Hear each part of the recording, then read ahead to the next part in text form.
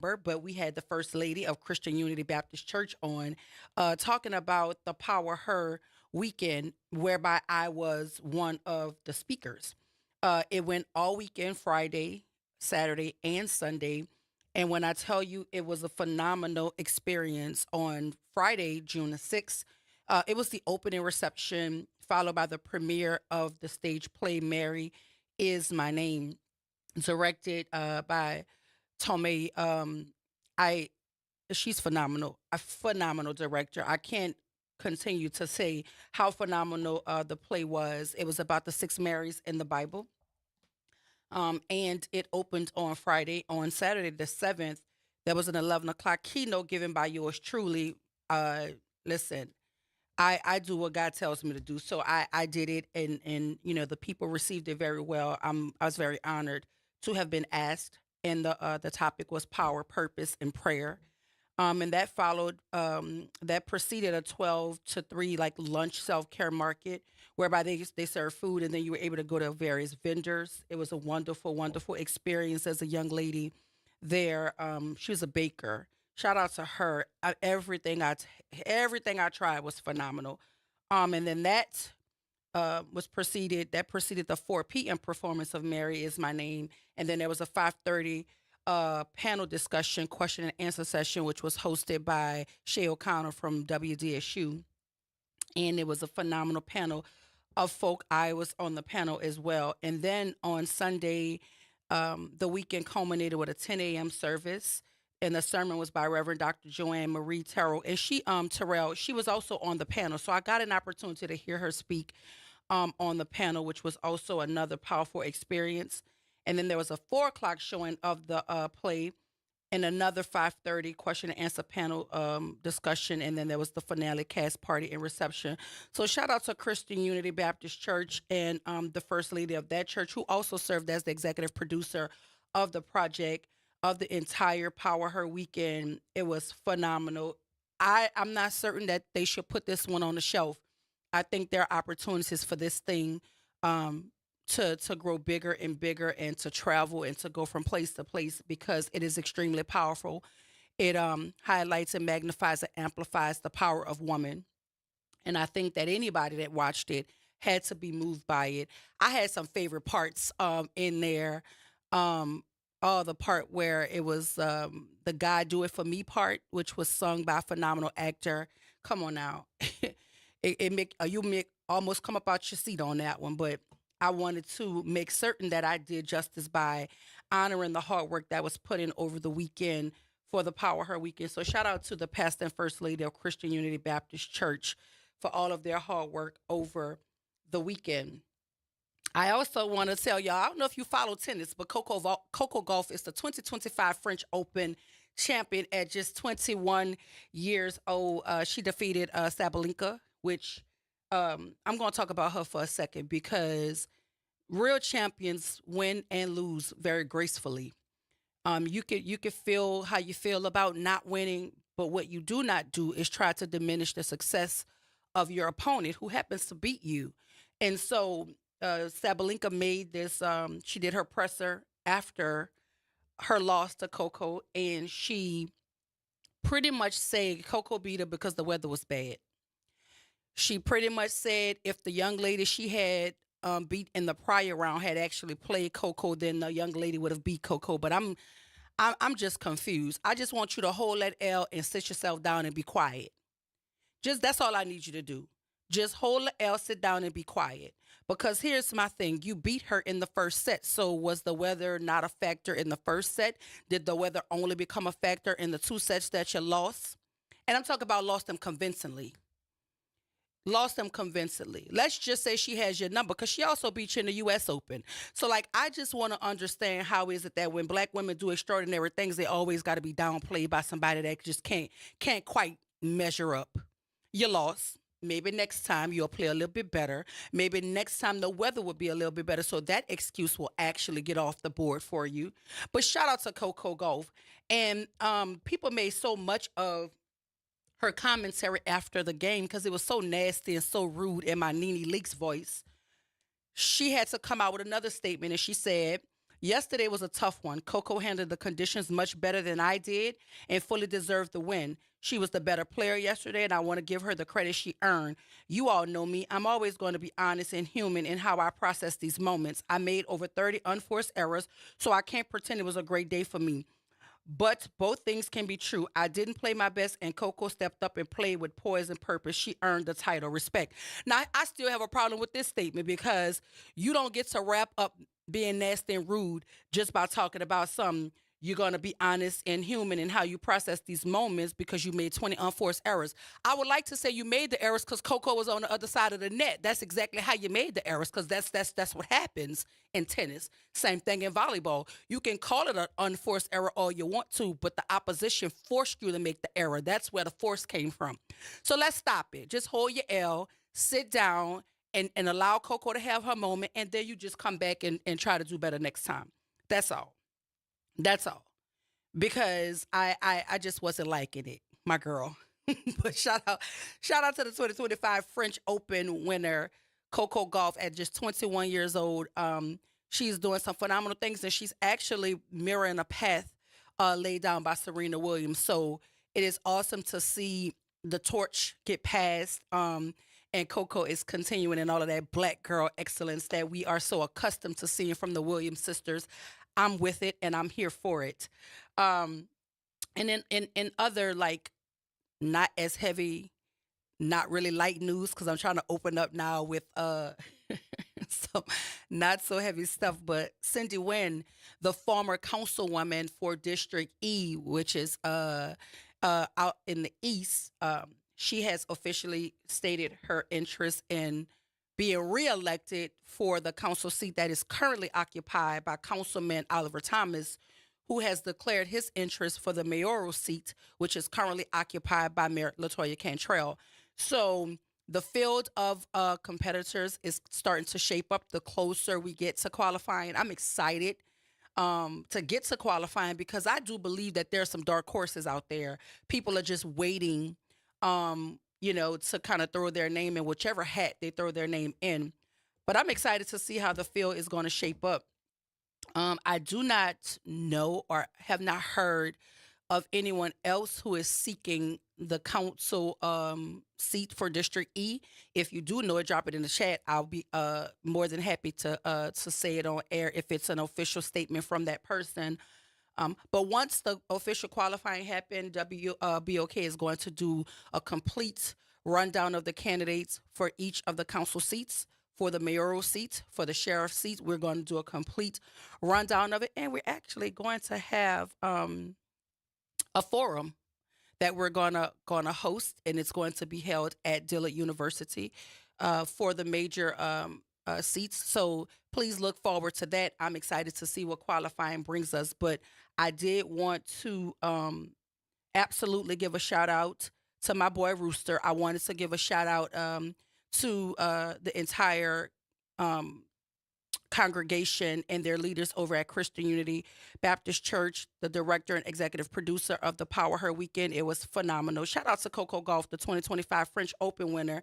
And as I stated, former councilwoman Cindy Wynn has used her social media platform to put her name in the hat to be possibly reelected to the council seat for District E.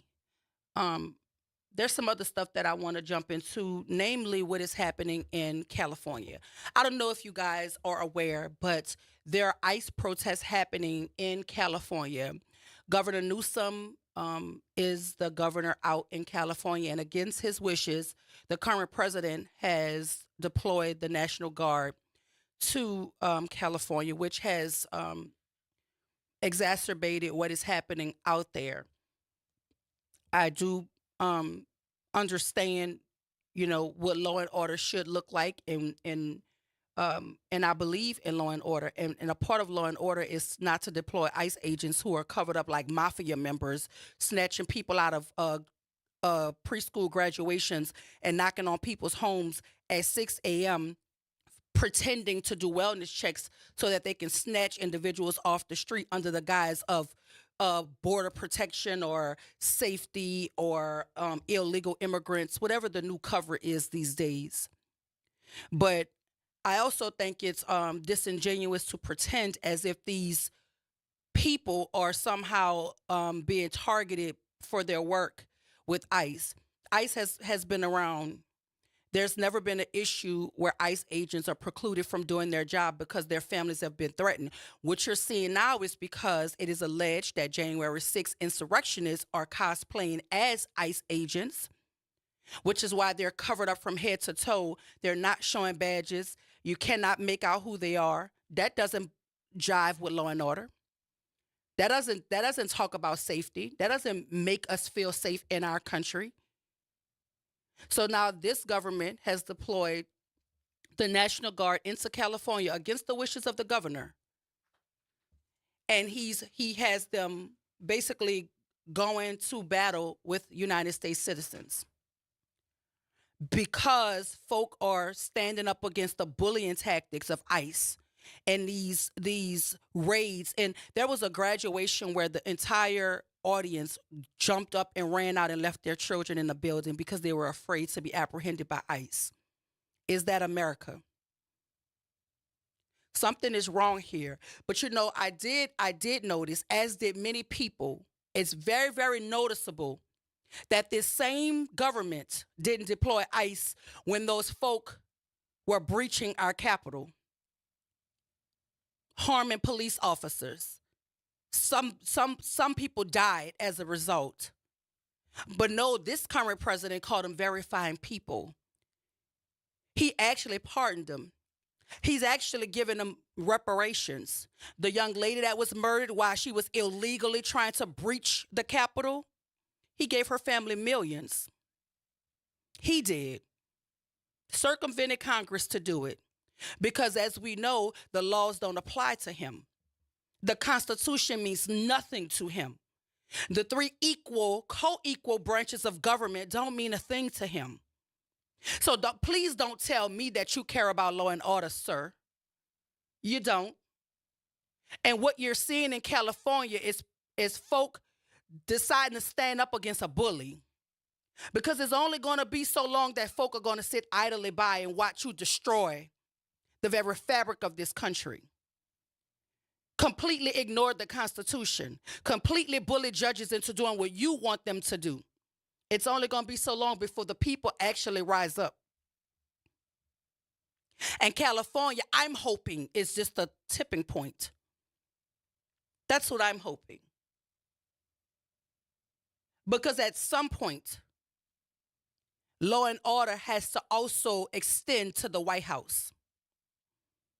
Law and order has to also extend to this bully administration who doesn't even answer to Congress. They just get up there to the Senate. They just get up there and not answer questions.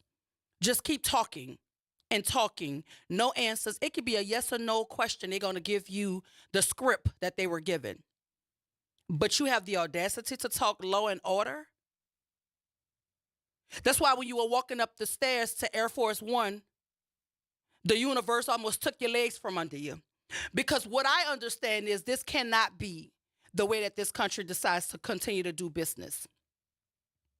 There's also a bipartisan watchdog group that actually looks into elections. You know, I look at the news so y'all don't have to. I pay attention to the stories so that I can bring them to you. And what the watch group organization found is that in Democratic places, the organization is called Smart Elections. You guys can look it up if you need to. It's a bipartisan watchdog group, and it's analyzing anomalies in the state of New York. That is where they started. In reference to the 2024 presidential and senatorial elections, I'm going to tell you one thing that jumped off the page at me when I was looking at their findings. In a district whereby 75% voted in favor of the Democratic nominee for senator, the presidential Democratic nominee, Kamala Harris, received 0 votes. In the same district, 0. Now, I don't proclaim to be the sharpest knife in the drawer. Shout out to Pop. I don't proclaim to be the shiniest crayon in the box, but I could think a little bit. And I'm going to tell you, it's it's statistically impossible. Statistically improbable, I should say, for all of you people that's listening with your good ear. For 75% of the folk to vote for the Democratic senator, and 0 of them voted for the Democratic presidential nominee. She got 0 votes. And I could almost tell you, if that's happening in New York, baby, see when y'all go to them rural communities, you know, where they still wearing overalls and talking about the world like it's still 1940. Or you could best believe they showed their whole behind in those areas out there. Huh? She probably wasn't even on the ballot. If she got 0 votes in New York, she probably wasn't even on the ballot out there. Huh? I really want to understand how anybody could believe that you don't even have to have a 3rd grade education. You don't even have to know how to read to comprehend that 75% of people voting for somebody and they don't get 1 vote in the same area where the Democratic vote was overwhelming. She got 0? 0? Y'all better go holler at Elon and ask him about them satellites. Because the girls are fighting. Look, I got to go to break, y'all. But I just wanted to put something on your brain to think about. We're going to talk about a whole lot of things today. At 7:20, we're going to hear from Michael Williamson from the United Way Southeastern Louisiana. He's the president and CEO. Talking about hurricane preparedness, right? But I'm going to tell y'all what we're going to talk about. We're going to talk about NORD. When we get back, we're going to talk about the privatization of recreation when we come back. We're going to really talk about it, and I hope you're listening. Y'all stay with me right here, WBOK 1230 AM, what New Orleans is talking about all day long.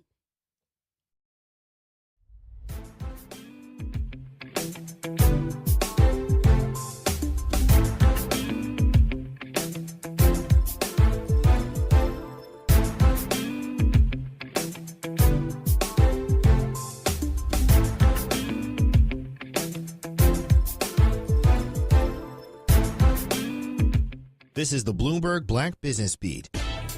Fawn Weaver is founder and CEO of Uncle Nearest, a growing whiskey brand that prides itself on earning over 1,000 awards since it debuted in 2017.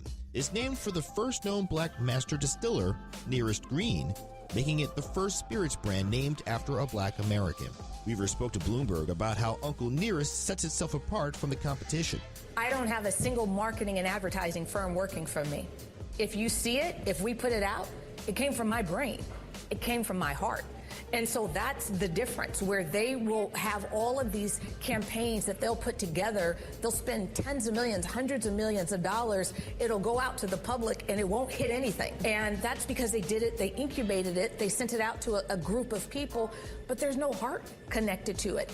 The heart of Weaver's Uncle Nearest brand is its connection to black culture and history. I'm Bloomberg's Justin Milliner on the Black Business Beat. Now more than ever, Lowe's knows you don't just want a low price, you want the lowest price. And with our lowest price guarantee, you can count on us for competitive prices on all your home improvement projects. If you find a qualifying lower price somewhere else on the same item, we'll match it. Lowe's, we help, you save.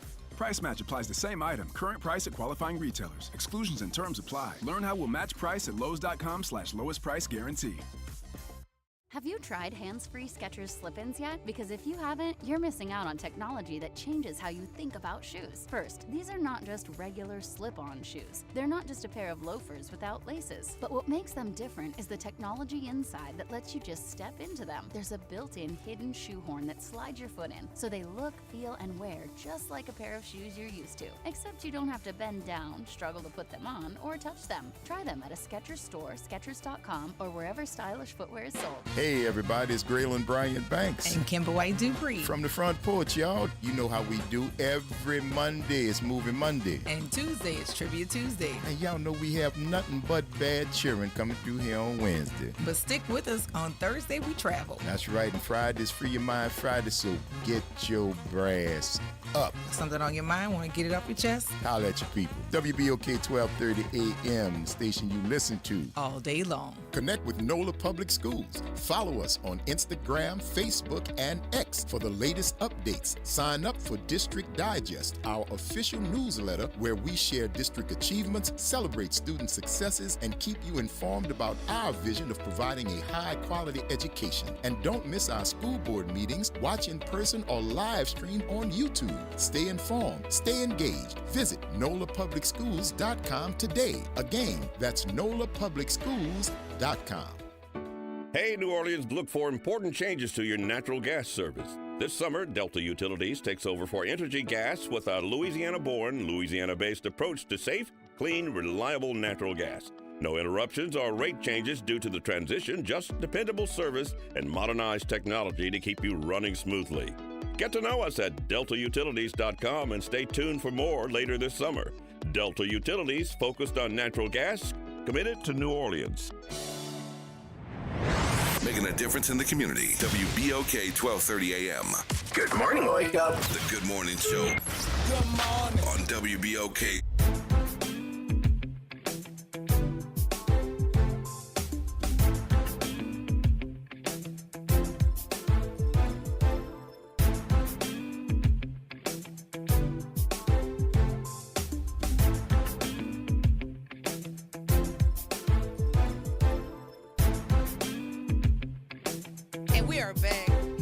Everybody, welcome back to the Good Morning Show. I'm your host, Dr. Ashanta White. Shout out to my super producer, Naren Sanders.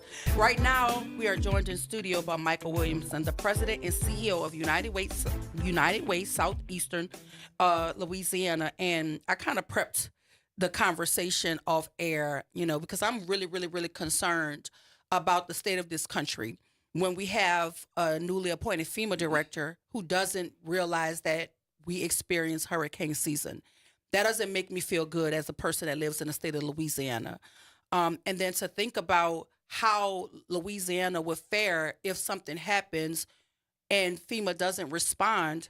The senators were talking, and one of them said that Louisiana could go bankrupt if FEMA decides to not back Louisiana with its resources. Where does your organization fit in should something that catastrophic take place? Yeah, so we as Southeast Louisiana continue to work with our local, state, federal partners, trying to understand the changes that are being suggested and support, however we can, the implementations that don't negatively impact our communities. And I know we were talking off air, but, always stressing the importance to keep families, individuals at the center of the conversation and how these things will impact families. But there's still a lot of unknowns, but, we're still committed to making sure we bring that voice. We've talked about it before on your show, the voice of Alice. Families that are asset limited, income constrained, employed by every measure, doing all the right things. Right. And they're still struggling. They don't have a few $100s in their checking account to get gas and evacuate and get out of harm's way. And they're left stuck. And I think it's up to, our federal government, our state government, local partners, and nonprofits like United Way to be there to help them. Yeah, which is, talking about United Way and talking about the things you're doing to help prepare families. Talk to us about the June 11th and 12th workshops that you have going on. How can people sign up to be a part? Yeah, so kind of along those same lines, giving families, individuals the tools and resources. So on Wednesday and Thursday, on Wednesday at noon, and at 5:30 at our J. Wayne Leonard Prosperity. So it's two opportunities. Two on that day. Okay. For folks to get a lunch break, come over. We're going to have food and, and some giveaways and those types of things, to make it fun for folks while they're learning about, preparedness, et cetera. So at our J. Wayne Leonard Prosperity Center at 2401 Canal Street. And then on Thursday at our New Orleans East campus for our Prosperity Center, which is over on the corner of Morrison and Crowder at 5 o'clock. We're going to be doing these disaster preparedness workshops. We're going to be talking about how to pack a preparedness kit. A lot of folks know how, but maybe not everybody does. how to financially prepare for a disaster, find ways creative to save a little bit so you have a little money set aside in case you do have to evacuate and you need gas or you got to put gas in a generator. So we're going to be covering all that. These workshops are sponsored by our partner at Verizon, who at the same time has rolled out some really innovative flood detection technology in the city to, during times of flood, give us access to real-time flood data, which also helps families, during a disaster. And you mentioned generators, which brought me to the thought of that. Is that also a part of the workshops, how to do that safely? Because we've lost people in New Orleans, because they don't understand how to use a generator, how far it should be away from the home. Don't plug it up inside the home. Those sorts of things. And it may sound mundane to us, but some families really don't know how to do that. And we've seen folk die here because of not understanding how to operate a generator. So is that part of the safety conversation as well? Yeah, we share that, a lot of information. We also have tons of materials, but we try to boil it down for families as well. But, safety is of paramount importance. Like you were saying, if you are going to hunker down, ride out the storm, you feel like you can do it, and then you're stuck without power. Having a generator, A, is great. Being able to afford to put gas in it, B, is great as well. But then know how to operate it safely. Keep it away from open windows, because we all got our windows open when the power is out. Like, keep it far away from the house. Certainly, keep it covered and protected, et cetera. Then even like right now, if you have a generator, make sure it's ready to go. Make sure you've changed the oil on it. You have to change the oil on those things a good bit to keep them operating effectively. So we try to cover as much as we can. We give people the basic tools they need to be prepared for a disaster. And so, we also understand that 50% of families in the region are at risk of financial collapse during a disaster. How is the organization addressing this alarming vulnerability through these events? So I think this is, quite frankly, the bigger conversation. We can't stop hurricanes or floods or tornadoes. Even if you're in the West, like, wildfires or tornadoes in the Midwest, floods in the Northeast. And we're seeing that stuff in areas where we typically don't see never wildfires. Yeah. So we can't stop those things. Yeah. What we can do is kind of address the bigger question is the best way to mitigate personal and community harm during a disaster is ensure that our residents are financially stable and independent. And so that means good jobs, good wages for folks that maybe haven't had access to those jobs, to get access to those jobs, education, training. All those things are necessary to make sure that families can actually earn enough. We're talking livable wages here, which our ALICE report outlines, so they have a little bit in the bank and they can safely evacuate during times of a storm. And when they come back, they can replace lost food items, because we think about the bottom line impacts. When disasters happen, you lose all the stuff in your fridge if you didn't have a generator. If you're working in the service industry, you might be able to work for a few days. You're losing income. You come back, you already had bills mounting, and you're even farther in the hole. And so really working to make sure, and this through our Blueprint for Prosperity, that we're trying to help families become more financially stable and independent, which is great for everybody. And the workshops, anyone can sign up. Where would a person sign up, just so that they're coming? Sure. So you go to UnitedWaySCLA.org, and it's right there. There's a link there. Eventbrite, we use Eventbrite. You can register. Once again, they're free, and we have giveaways and et cetera that have been sponsored by our partners at Verizon. So it's and food. We know people got to eat too, and so come in, sit with us, have a meal, go through the preparation and training, and it covers the basics. But to your point, like some things that everybody just doesn't know, and we're going to make sure they get that information. Well, absolutely. And I think we've touched on this, but what makes this year's hurricane season different, and why is it more critical than ever for residents to prepare in advance? Some of the early predictions are it's going to be a very active hurricane season. Now, where those storms go, and we're guilty of it here in Southeast Louisiana. We know they're coming. We just hope they don't hit us. Right. But we know they're going to hit somebody. Could be the East, could be the West. But we know it's going to be an active season. Looks like September, it's supposed to be a peak time of activity. So we know these things every year are very, very likely. And it just stresses the importance, one, that we make sure folks have the tools they need right now to be prepared, follow all the tips that, that we and other organizations give out, but also to our leaders and stakeholders in the community. Let's continue to work on the long-term solution, which is more financially stable, independent households, which means folks are earning good wages. And so I always want to go back to that, because the other things are pretty much out of our control. But one thing we can control is how do we support our citizens. Like I'm telling you, every time I talk to you, I'm almost anxious because I'm thinking about all of the things from a just a resident's perspective, right?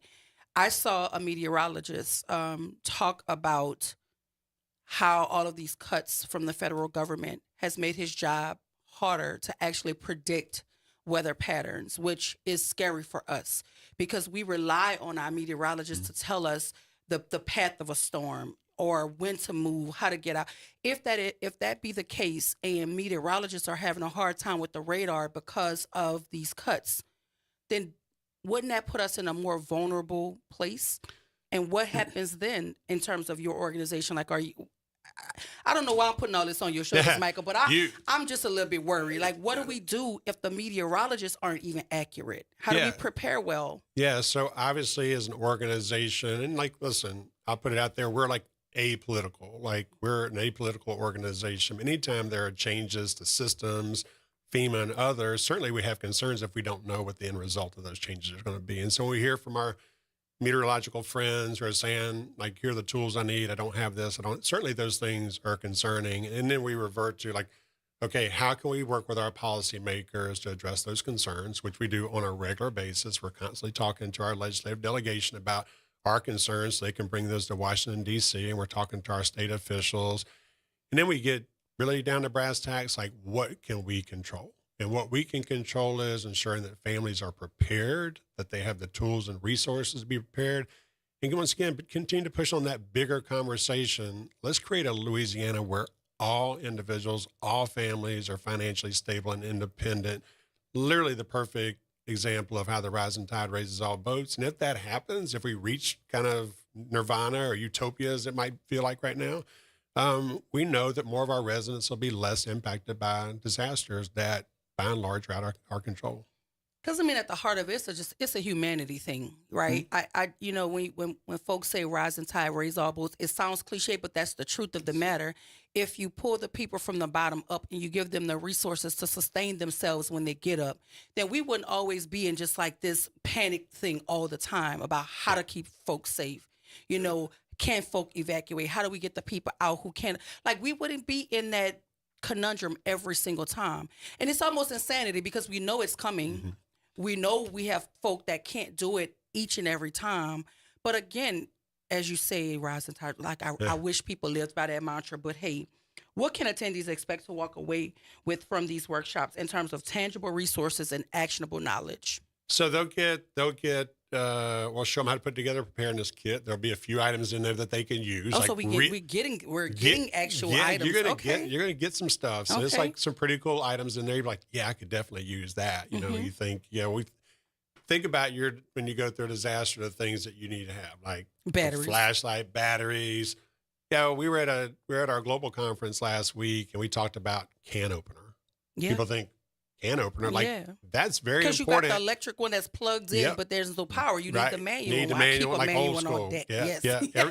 That's a New Orleans, Southeast Louisiana. So we're going to make sure we have all those, and we're going to engage the participants in the sessions and get their questions and feedback. We do typically talk about navigating government resources, following the storm, because when you're trying to navigate FEMA or SBA or whatever tools and resources, we'll make sure folks we have our civil legal aid agency partners are usually around to kind of handle some of like the legal questions. So kind of an all of the above, all the things we know that'd be a good primer for families. And it's a good start. And once again, we invite people to come out on Wednesday at noon and 5:30 at our J. Wayne Leonard Prosperity Center on Canal Street, and in New Orleans East on Morrison and Crowder at 5 o'clock on Thursday. So talking about all these partnerships that you have with various organizations, what does this cross-sector collaboration say about the importance of collective action and disaster preparedness? We talk about it all the time at United Way. We don't do anything alone. We work with donors, advocates, volunteers, public and private partners. Literally, it's you also say teamwork makes the dream work. It really is United Way working with private industry like a Verizon, federal government, state government partners, other local nonprofits, business leaders that all have something to contribute to supporting disaster preparedness, relief, and long-term recovery. And so it is literally in these times, and even in blue skies, all hands on deck, all of us working together. And what the beauty of it is that that's the way it should be. And it's once again, it's not a political debate. It's like people need to be prepared. Let's make sure they have the tools they need, and let's control the things we can control, which is the flow of information to families in our community. So just based from your organization's perspective, right, it's been nearly 20 years since Katrina.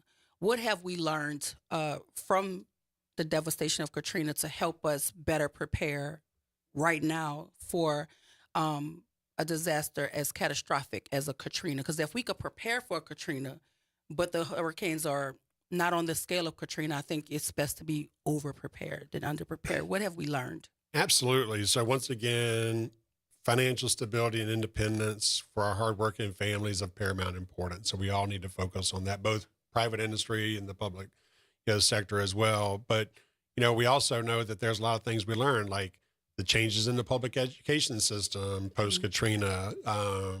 There's been a lot of nonprofits that have been created, and as best we can, we're working together to try to solve for these more systemic issues and other things like hardening structures, like hardening the power grid, making sure that homes are built to fortified standards, making sure obviously more low-income households have access to fortified roof structures because that can lower your insurance premiums, but also protect the stuff in your house so your roof doesn't leak or doesn't get pulled off in a tornado. So some of those things, it's been 20 years, and some might say, well, hasn't happened fast enough.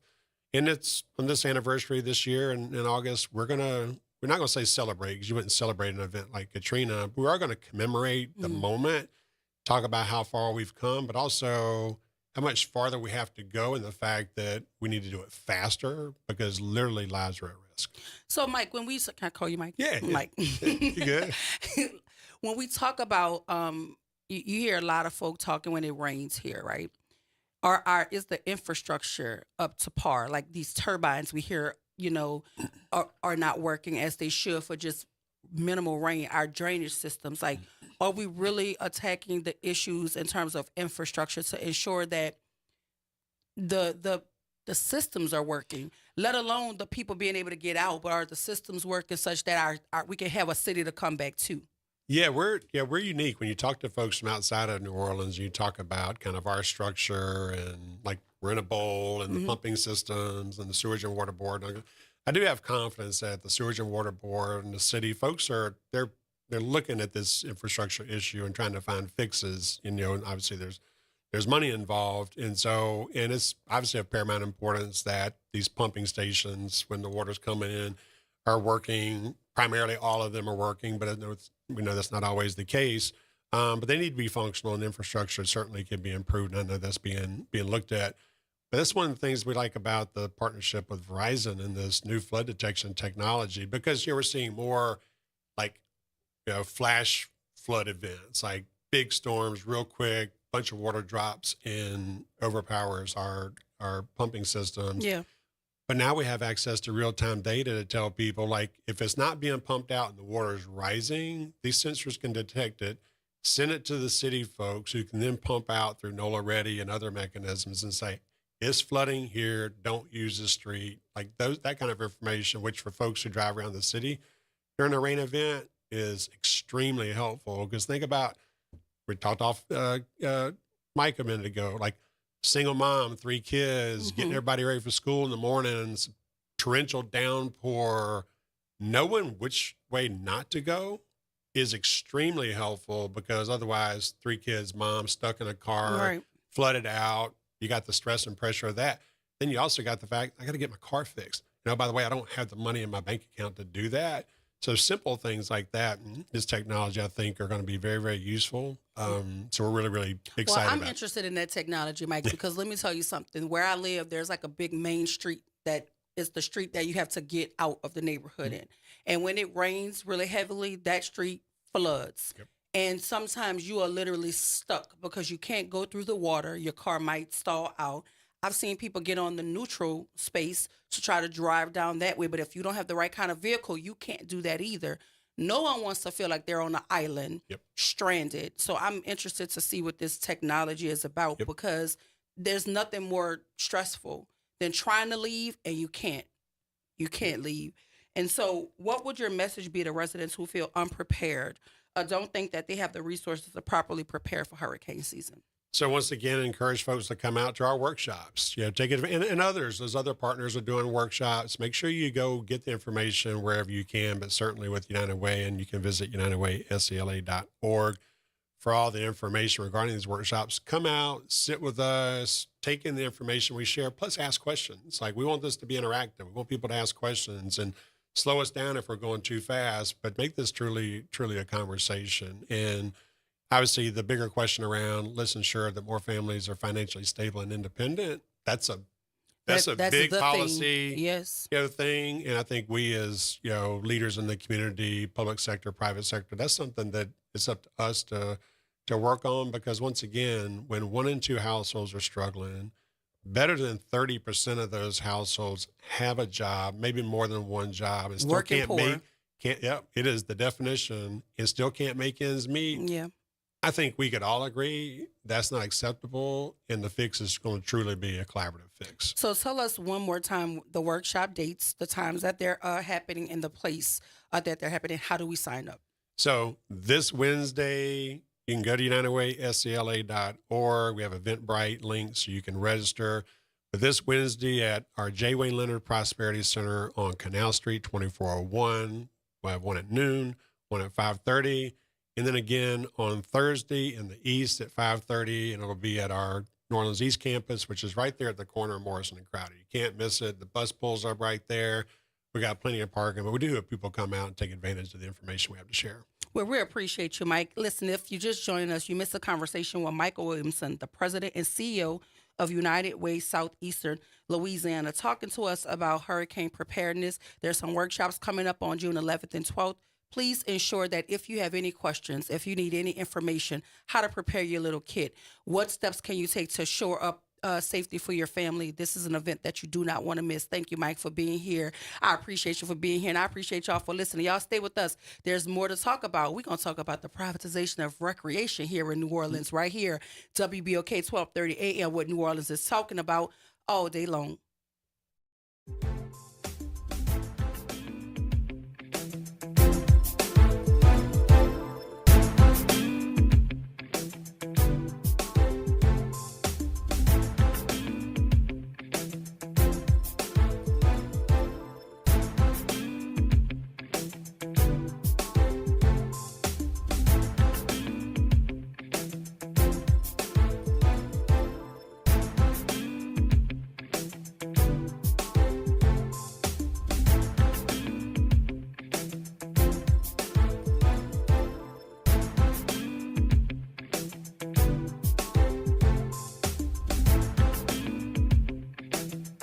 This is your news update for WBOK from WDSU. For all your news and weather, watch WDSU News, New Orleans' leader in live, local, late-breaking news. Today at noon and 4 p.m. Scattered showers and thunderstorms throughout the day, ending by late evening. A couple of these could turn severe. Main impacts are strong winds, heavy rain, and lightning. If not impacted by the rain, temperatures reach the low 90s, filling up to 105. A few showers possible for tonight with lows in the 70s. Another round of heavy rain possible for Tuesday with highs in the upper 80s to low 90s. More rounds of rain and heat for the rest of the week. For the WDSU First Warning Weather Center, I'm Raven Richard. Accrue NOLA is transforming how professionals connect and grow. Join them for Fed by Accrue, a community networking celebration that honors both Juneteenth and Pride Month while celebrating the power of diverse voices in business.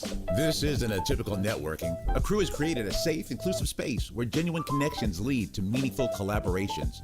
On Thursday, June 19th, innovators from across the greater New Orleans area and the Gulf South will gather at the lab on Ursulines Ave for purposeful conversation with industry leaders and authentic relationship building that advances your professional career and business growth. Accrue connects you with established industry leaders and emerging entrepreneurs who share practical insight and business resources. These connections translate into real opportunities for career advancement and business growth. Come join a community where authenticity meets opportunity, where diverse perspectives drive innovation, and where meaningful partnerships are built to last. Fed by Accrue, Thursday, June 19th from 5 p.m. till 8 p.m. at the lab, 2600 Ursulines Ave. Learn more and join the community at accruenola.com/RSVP.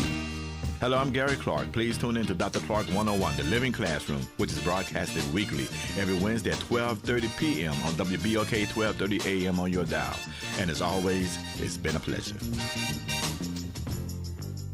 Visit DePaul's new Algiers Health Center at 2801 General de Gaulle Drive to receive primary and preventive care for both adults and children. Services also include behavioral health, imaging, and on-site pharmacy, vision, Medicaid enrollment assistance, and more. For appointments, visit DePaulCommunityHealthCenters.org or call 504-207-3060.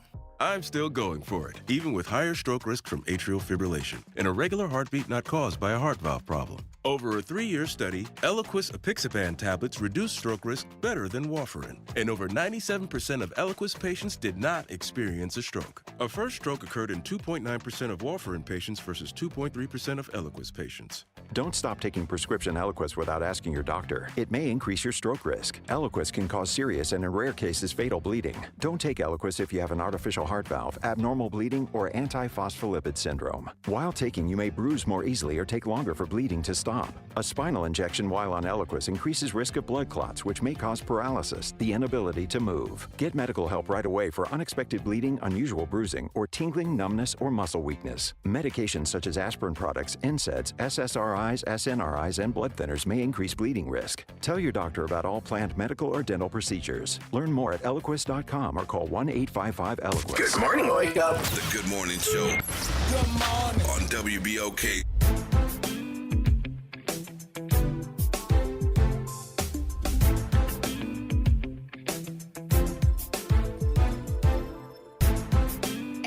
Back. Welcome back to the Good Morning Show. Happy Monday, everybody. I am your host, Dr. Ashanta Wyatt. Listen, I want to give thanks to President and CEO of United Way Southeastern Louisiana, Michael Williamson. He's always a pleasure to talk to and always has all of the information at his fingertips. And if you're interested in going to either of those workshops, they're happening this Wednesday and Thursday, June 11th and 12th.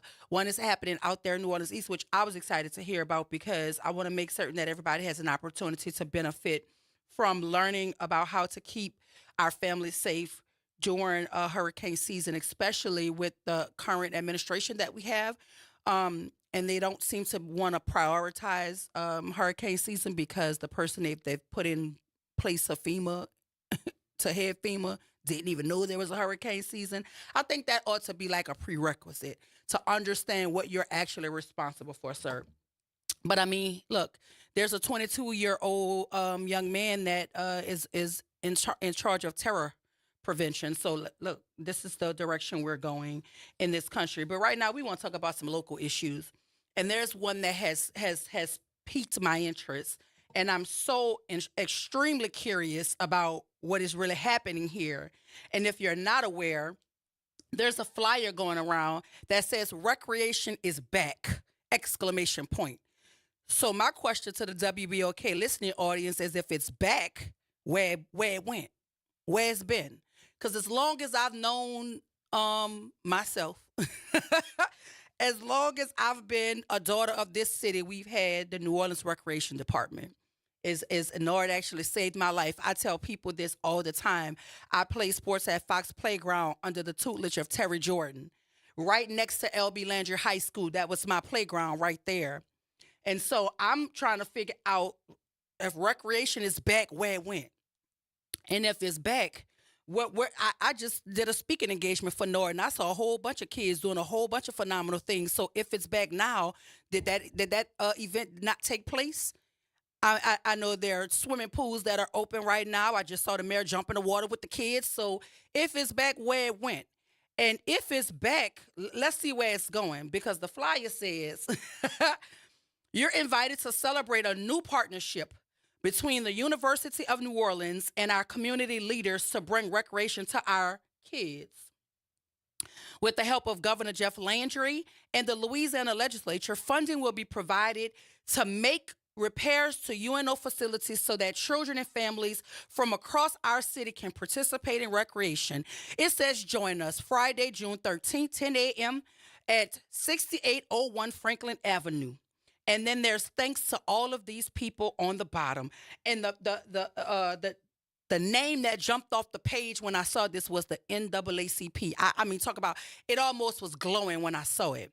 I have a whole lot to say, but we have a caller on line 1, and y'all have to know. I'm going to tell you what I think about it very shortly. Good morning, Miss Alicia. Welcome to the Good Morning Show. And everyone. Doc, I was so incensed when I saw that.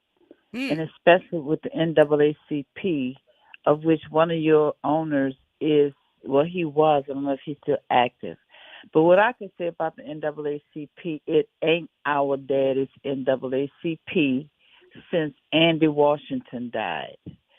It's just ridiculous. And the president of our local, he's ridiculous. In my opinion, he's bought and paid for. Why would they want to fight with these people to take recreation away from us and privatize? No, we didn't even want North Sea. We've been complaining about the commission itself. It's not like the Department of North inside city government. Our children are still being blocked. Our coaches are being disrespected and ignored. The facilities are horrible. But here we have in recreation what they did to our public schools. They came in, took the resources, and brought us charters. So now they're going to charter the recreation department. There are no children around UNO, okay? They can't walk to, like it's a neighborhood park. They can't walk to that UNO. So what is this really about? And I understand none of our legislators knew anything about it. So how you come and disrespect our community and our legislators in this district? What is this all about? And why would NAACP, of all people, join this movement that's taking money that should go into our neighborhood parks and have this? So this is now going to be like the Carrollton Boosters, where they can do whatever they want to do. They couldn't get the fly at Audubon Park, so now they're making one out here in at UNO. There's a whole lot of explaining that needs to be done, and the NAACP should be ashamed of themselves. Well, Miss Alicia, I'm going to talk about it. I'm going to talk about it because I have please. questions. I'm going to be there. I'm going to be there. I will as well. I'll be there. And I'm encouraging everybody within the sound of my voice. If you're free, you should also be there. Because if you watch what happens to public education, you have to know what the end game is. You have to know what the end game is. So we're going to continue to talk about it. I appreciate your calling, Miss Alicia. Thank you, ma'am. Have a good one. Listen, this is what I want to be very, very clear about. Anytime, that you see programming popping up that mirrors programming that is already in existence, you have to ask yourself why you're trying to reinvent a wheel when you can just pour the resources that you're so boldly talking about you're going to use to fund this initiative. Why can't you use it to shore up the parks and recreation that already exist? Well, I can tell you why. It's the same reason why St. George want to take East Baton Rouge money and make their own city and their own school district for their own children. It's the same game, different script. And we're going to continue to sit on the sideline and be spectators while people put the foot on the necks of our children. When y'all going to stop allowing these people to have their way with you? And they're not even leaving $40 on the dresser, Nyron. They're just coming in and having their way for free. We have to stop it. And it's so insane what's happening here because I'm being told that they want to pay the 18th Ward and other nonprofits to do what volunteers have been doing citywide in some of the worst neighborhoods for years. They wouldn't even go into the neighborhoods where some of these parks are and talk to some of the kids that benefit from these parks and recreation. And I'm also hearing they're going to charge the children to play. Are they only going to charge our children and the kids who absolutely have access to all the folk who are on the list? Do their kids get to go for free while they charge our kids? Because I see one name that stands out too, the Bollinger guy. We know he's a mega donor. We know he's a Trumper. We know it. So ask yourself, we have a legislator that don't give nothing about kids learning how to read. We have, and I'm talking about the majority Republican-run legislator, legislature. We have a Republican governor that wants to help dismantle the Department of Education. So when I see their names on the flyer, I'm not thinking that this is good for our babies. And if anybody from the governor's office is listening, you want to tell me what his aim is, here the number is 504-582-9422. I'm going to continue to talk about this after the break because I have some questions and I have some thoughts. We watched the privatization of education and we stood by, many of us, and did absolutely nothing. Now you let them take your neighborhood, you let them take your schools, and now they're coming for your parks. See, because I'm going to tell you again, this is an assault on the leadership in this city. And see, y'all think it's fun and games, right? But that's what it is. They telling y'all they're not doing a good job. We could do the job better. That's what they told y'all about our school system. They ain't teaching. Let us bring in our own teacher force. So you saw where that got us, huh? 73% of our babies can't read on grade level. Oh, but they got 100% graduation rates running all through the city. I'm going to keep talking about it if y'all keep listening. Y'all stay with us right here at WBOK 1230 AM, what New Orleans is talking about all day long.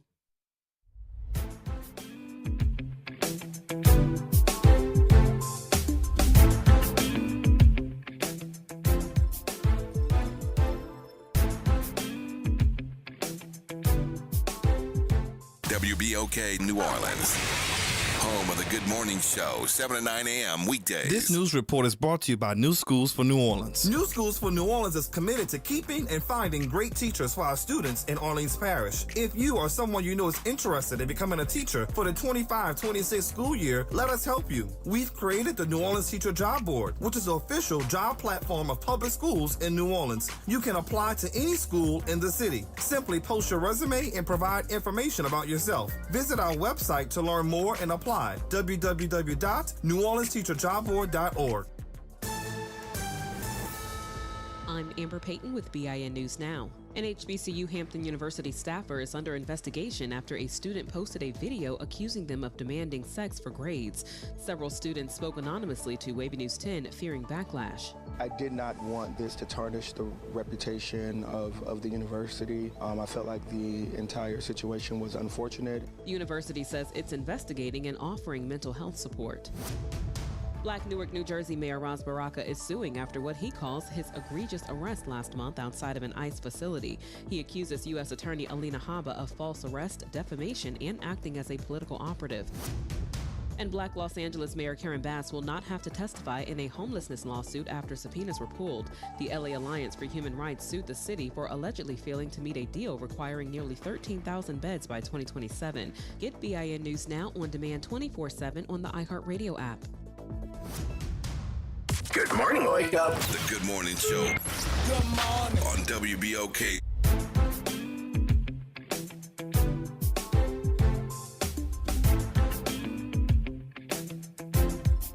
And we are back. Welcome back to the Good Morning Show. I'm your host, Dr. Ashanta White. Shout out to my super producer, Nara Sanders. If you're just joining us, baby, it's a hot one we're talking about.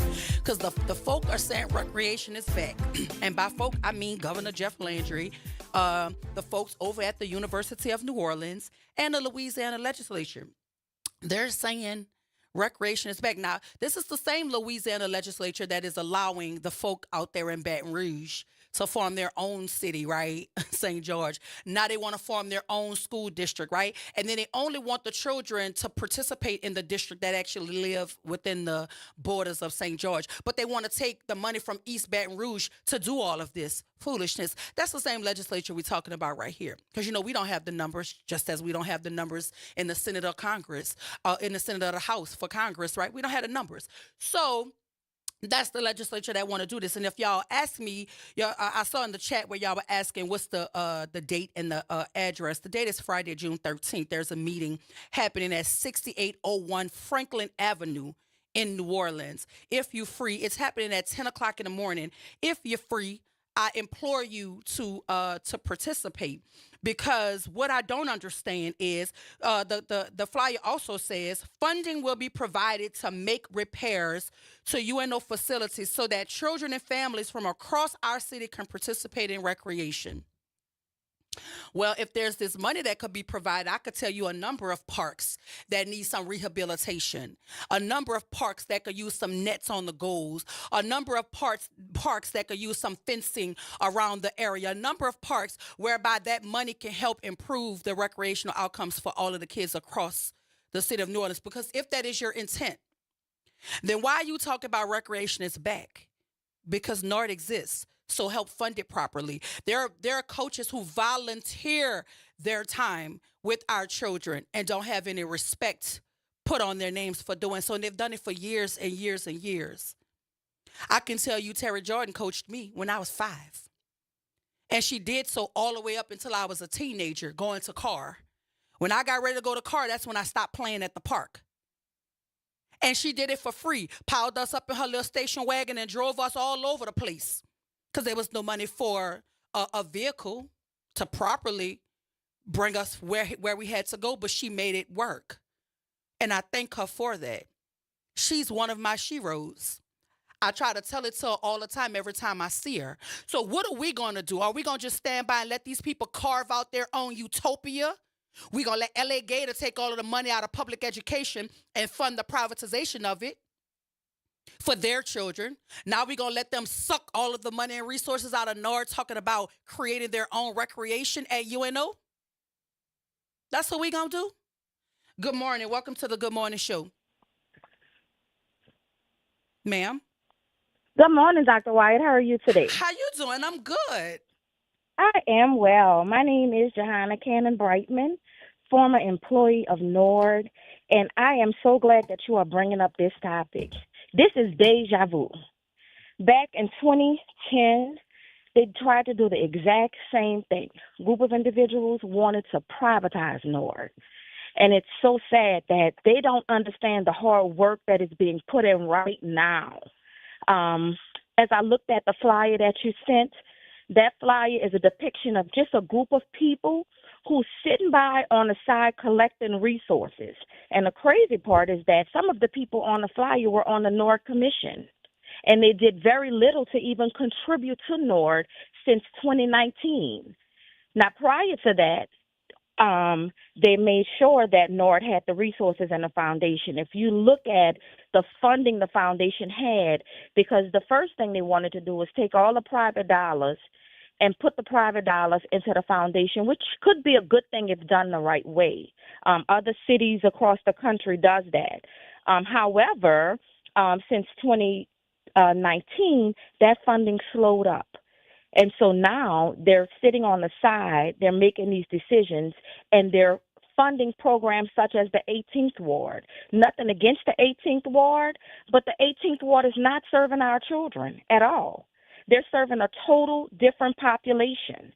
The population they're serving, a very small set of our children in this city, is receiving the services for free that they say that they're serving. They say they're serving 10,000 children. Well, if you're including the kids that you're contracted through the KIPP schools, then of course you'll serve 10,000. Well, let's be very clear. Let's be very clear, Johanna, because when you say nothing against the 8th Ward, that's everything against the 8th Ward, because that's a lot of fallacy in data, right? You put that in documents to say you're serving all these kids so you can get the funding. But yeah, if you're being contracted to go service these kids, if I count every child that I come in contact with and I have a contract with a school to do, then you're really not servicing 10,000 kids separate and apart from what you're already being paid to do through that organization.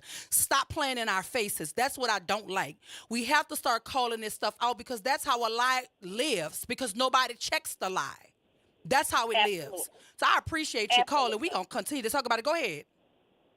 Also, on the flyer, it says 18th Ward, but Lowry Cruz is the 18th Ward. What was the reason your name be on there twice for? Well, who's that? The people that are Lowry Cruz is the 8th Ward.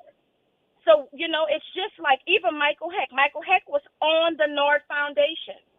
They've started a total separate group and organization of quote-unquote coalition members. Coalition for Recreation. But if you really cared about recreation, somebody from NORD would have been on there. Absolutely. Somebody from NORD would have been on the coalition.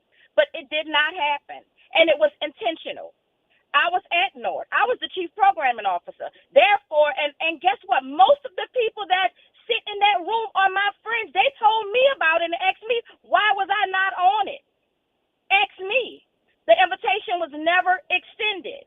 They have a grant that comes through the Greater New Orleans Foundation where the council people have the opportunity to put dollars into recreation. Great, because there are a lot of small organizations that are busting their butts out there that need the funding. But you know what else I noticed, Johanna? I noticed the Metropolitan Crime Commission, but they also have Raphael Goenetchi's name on here. Are they not one and the same? Duplicated. It's duplicated. Are they not one and the same? Absolutely. It's to make the community think that they have a group of people that are out there, but they're duplicating the names in order to make sure that they can put pie in the face of Larry. Larry is working his butt off. He is working his butt off. The staff is working their butts off. I worked my butt off. Okay? And it has continued. It has continued. So anybody out there in that community that want a resource for their children, it is available. We took children to Washington, D.C. on a plane last year. 50 kids. They paid not $1 because why? We wrote the grants.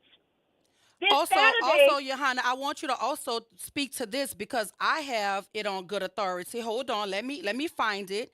That the facility, it says, well, we also going to make sure we name Laura Canizero Rodriguez because Canizero is not on the paper, but we know that's her full name.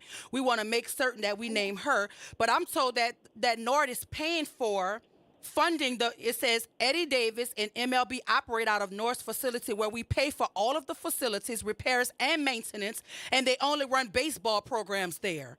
Why isn't that being talked about? You're using the facility to run your program, and now you want to do a off-key version of this and then take the resources and the funding and the kids away from NORD to privatize your own recreational department? Is that what we're doing? Absolutely. Listen, that's a small piece of it. Not only do we do that, the maintenance staff there is a paid NORD employee. The security that is paid right now is out of NORD's funding. Let's call a spade a spade. It wouldn't operate at the level it's operating if it did not have the funding and backing of NORD. Larry has been extremely accommodating. He has, and looking at what is happening, the resources that are there, yes, you are sending children. You have a national program. But how about come to NORD and partner? The doors are open for partnerships. They are. But they cannot continue to be a staple in the community, one, if we don't have the volunteers, and number two, if we do not have the resources. Let's go back to volunteers for 1 second.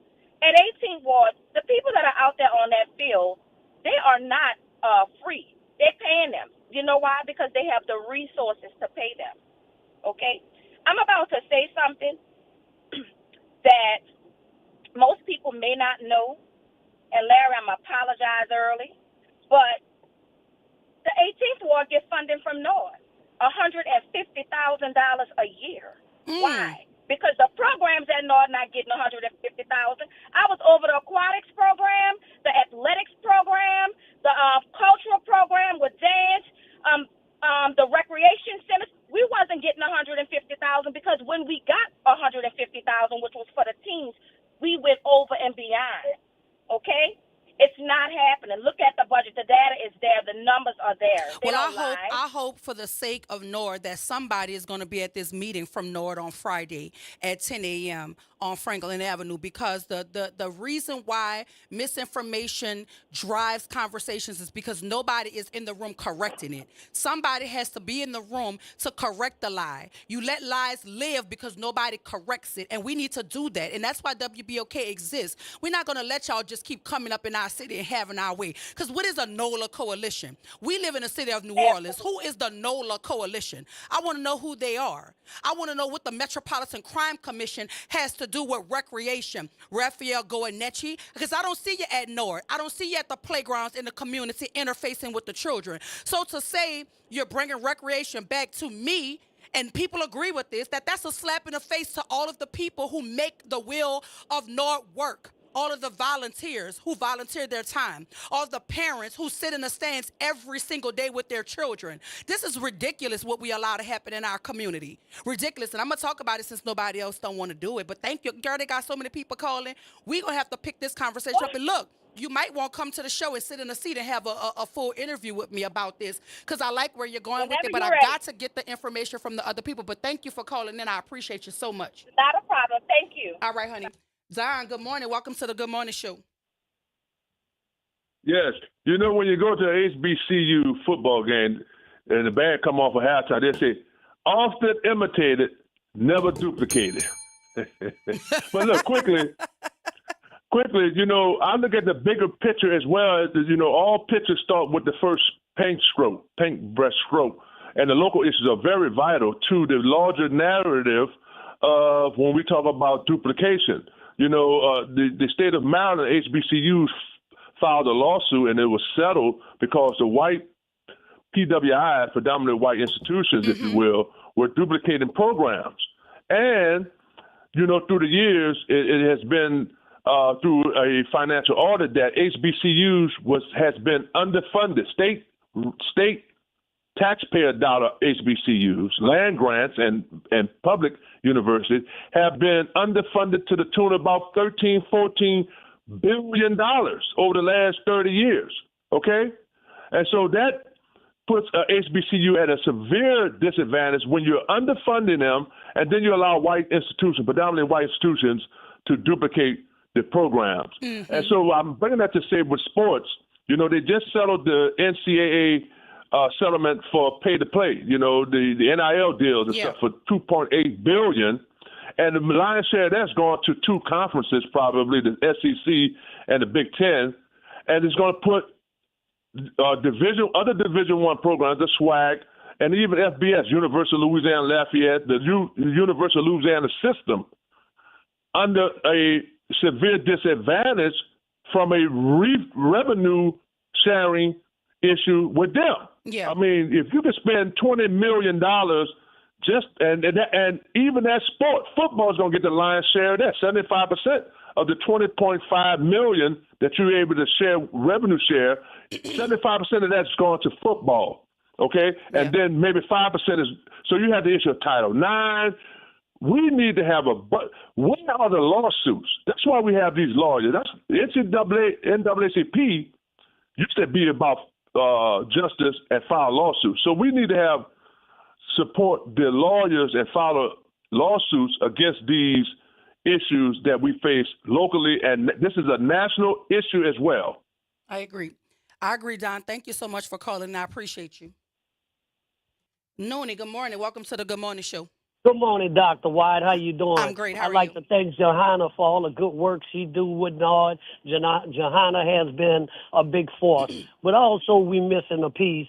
The piece we missing is the guy Lowry that runs the 18 Ward program. Let's talk about how we got here. He wanted to hijack NARD out of 5 parks and 4 swimming pools. One of them was Termeet. And he wanted them to pay him $500,000. So Larry Barbino told him, no, I'm not doing that because this NARD recreation. So when Larry told him that, he went to the governor. He went and got all the megas, all the white Republicans, and they tried to pull this. But my problem is you got UNO and you won't bring it down, right? But we got SUNO, we got Xavier, we got Loyola. I meant SUNO, Xavier, and Dillard. Why they didn't bring a recreation program now? Because they don't want the white kids on a black campus. Now, we agree that the commission needs to be abolished. We know the foundation needs to be abolished. Morris Jeff was the first black director of NARD, and he did an A1 job. Since then, they haven't did it. Now, Larry's being attacked unfairly because he stood up to the 18 Ward program. But just not that, Dr. White. The 18 Ward program gets so much money from the state. And like Johanna said, those children, the charter children, he's using that data because he do PE and everything for the charter school, saying he served 10,000 kids. Now, his coaches get paid. But you know, Dr. White, I know they got some great NARD coaches, been with NARD from day one. They don't get $1. So if you getting him that money, what about those NARD coaches that go out there every day with the kids? We can't let them attack it because, like you said, Dr. White, they took public education. And we going to sit and let them take recreation? There's something wrong with that, Dr. White, and we all need to be out there January the 13th, ready for whatever go down. I'll be there. That's all I want to say. Appreciate you. All right. Listen, I couldn't agree more. But I want to make certain for the folk who cannot see the flyer, and forgive me if I butcher your name because, but it says special thanks to NOLA Coalition, Business Council of New Orleans, LA Chamber of Commerce Foundation, Metropolitan Crime Commission, Hispanic Chamber of Commerce, the NAACP, the 18th Ward, Greg Rusovich, Gary Solomon, Laura Rodrigue, but that is Laura Canizero Rodrigue, David Gallo, Ed Litoff, Raphael Goenechi, Kyle Rucker, Eddie Davis, Boise Bollinger, Michael Heck, Ron Maestri, Laurie Cruz, Ryan Terrio, Cameron Henry, David Kirsten, and Kathy Johnson. Those are all of the names on the bottom of the flyer. And I just want to know, since they are so heavy into bringing back recreation, I want you to tell me what have they done for recreation prior to trying to privatize it. I just want to know if they're volunteering their services at any of the North playgrounds. I wonder if they're teaching the kids how to swim at any of the pools. I'm wondering if they're holding any programming at these facilities, because for you to say that you're servicing 10,000 kids because you're involved in KIPS programming is disingenuous. Is disingenuous. Are you servicing the kids in the neighborhood, or are you only seeing them during the school day where you're being paid to service them? I'm confused, because it boggles my mind how folk can do something for absolute free just because it's for the good of the community. And then other people come in and see what's going on. They survey the land and they see it as an opportunity to make money. And then they can come and create a whole new thing that mirrors the old thing and act like they were innovative. This is what's bothering me. This sounds like a whole bunch of 2005 going on right here. And you know they planned for 2005 long before 2005. But that's what this feels like, a hijacking. That's what it feels like, a coup. That's what it feels like. Because in order for you to bring something back, it have to be dead. Huh? What y'all, is Lazarus? Somebody explain it to me, huh, Nyron? You over there all biblical and whatnot. If they bring it back, did it die? Huh? Are they calling themselves God? I'm just trying to understand how we moving here. Because, y'all think all that money make y'all in charge of y'all, make y'all the authority, because y'all got that money. And we understand it. Money could buy most anything in this city and in this state. You got the right amount of money, you could buy an election. Yeah, you could buy a person. You could buy integrity. You could just buy it. But what you will not do is think you could continue to buy our kids. And as long as the kids are in the conversation and y'all are disservicing them, y'all gonna hear me. Y'all got to hear me. I'm coming there Friday. Because I want somebody to make me understand, if NORD is in existence already and there are all of these parks that need rehabilitation resources and people, why is it that we want to pull from the structure that already exists to create a structure somewhere else that most of the children who need it the most won't be able to access it? Why? Those are questions that need answering. But I have to go to break. But when we come back, we're going to continue to talk about it as only we know how to do here. Because it's straight no chaser at WBOK 1230 AM, what New Orleans is talking about all day long.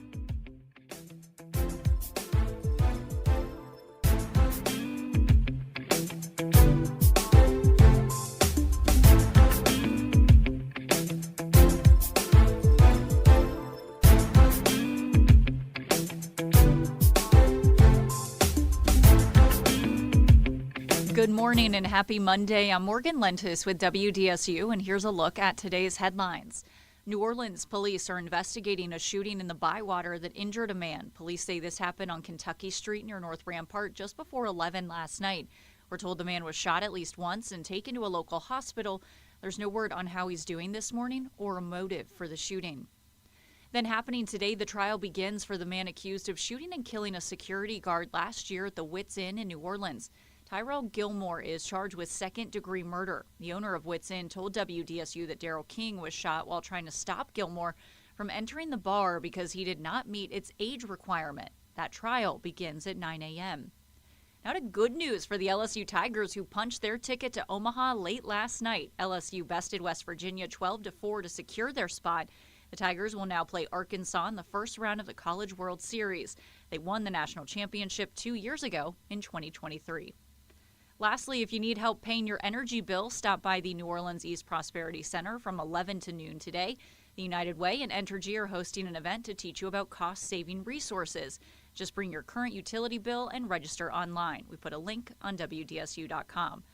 And that is a look at today's headlines. I'm Morgan Lentis with WDSU. Have a great day. Connect with NOLA Public Schools. Follow us on Instagram, Facebook, and X for the latest updates. Sign up for District Digest, our official newsletter where we share district achievements, celebrate student successes, and keep you informed about our vision of providing a high-quality education. And don't miss our school board meetings. Watch in person or live stream on YouTube. Stay informed. Stay engaged. Visit NOLAPublicSchools.com today. Again, that's NOLAPublicSchools.com. Tune in to The Monitor's Mic, where we talk about oversight, policing, and you.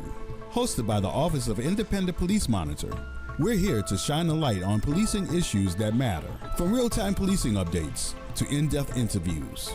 Every Friday at noon on WBOK. Fresh produce, local flavor, and a healthy you. New Orleans East Hospital is hosting a farmers market the last Wednesday of every month from 2 p.m. to 6 p.m. Join us in the parking lot across from the main entrance. Support local farmers and your wellness. We'll see you there. Welcome to Liberty Bank and Trust, where your financial journey transforms communities. Since 1972, our customized banking solutions power your dreams and fuel your community growth. Every dollar you invest with us circles back to empower more people, ensuring opportunities for generations. Join us at Liberty Bank. Together, we empower possibility. Visit libertybank.net to start banking with purpose. Liberty Bank, there's freedom here. Making a difference in the community. WBOK 1230 AM. Good morning, Wake Up. The Good Morning Show. Good morning. On WBOK.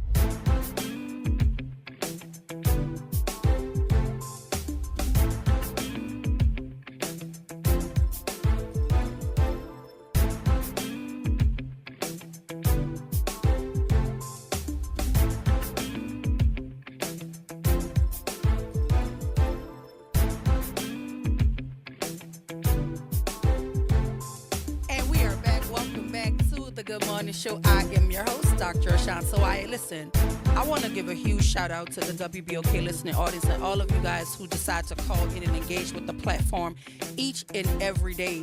Without you, we would not be able to be a voice that amplifies the Black experience here in the city of New Orleans and all across the state. And I mean, we're heard all across this country, really and truly. It's not just Louisiana. But I thank you for listening in each and every day. Good morning, Aaron. Welcome to the Good Morning Show. Good morning. How you doing, Doc? I'm good. How are you?